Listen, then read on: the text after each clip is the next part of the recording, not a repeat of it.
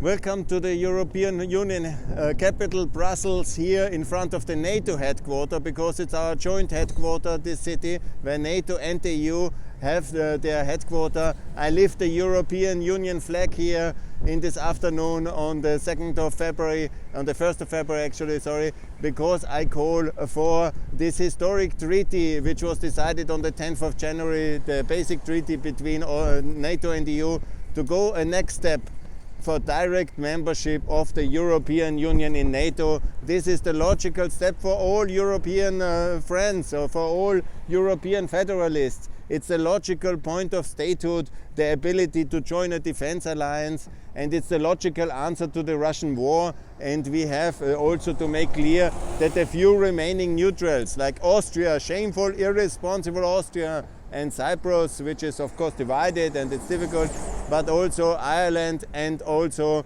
then Malta to join NATO, because there is no reason for Maltese neutrality, there is no reason for Austrian neutrality, as I explained the whole last year, and there is no reason for Irish neutrality but some historical stuff, which cannot be relevant, because defense alliance is about future and present security and not museums. And NATO is very much about today's security, because they have saved Ukraine. Thanks a lot, America. Thanks a lot, Great Britain. Thanks a lot, all the Eastern European and Nordic allies. And shame the Austrians into submission, and the Maltese and the Irish and the Cypriots, and the other few who have not really participated, like the Russian Orban and all these terrible traitors which we have, who live off Russian energy money and then sell our values and betray us in the time of war. This is treason. But how we can counter it? We can counter it by closer unity. We need, of course, the EU to join NATO. It's so logical. And yes, we will be a state. Yes, we will be the United States of Europe. And yes, we are allies of America. And no to geostrategic autonomy. And yes to NATO. And yes to the EU in NATO. And yes to be a free trade agreement with the Americas. And yes to a victory of Ukraine. And yes to jets for Ukraine. And yes to tanks for Ukraine, but many. And the same as you can see the Montenegro flag, I'm so proud, the Macedonian flag, the Albanian flag here.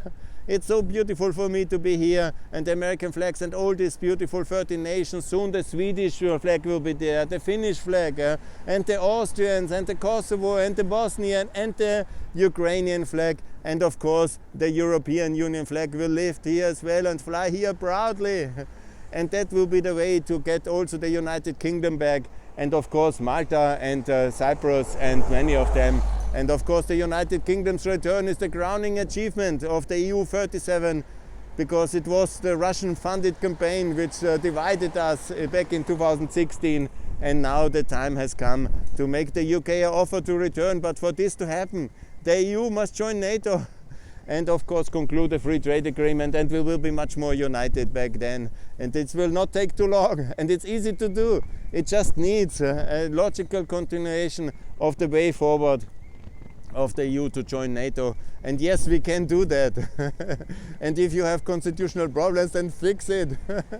It can be done, and this is my campaign, and I'm very proud to call for the EU to join NATO here from Brussels. Thanks a lot. More to come from Pax Europiana in Brussels these days. Bye.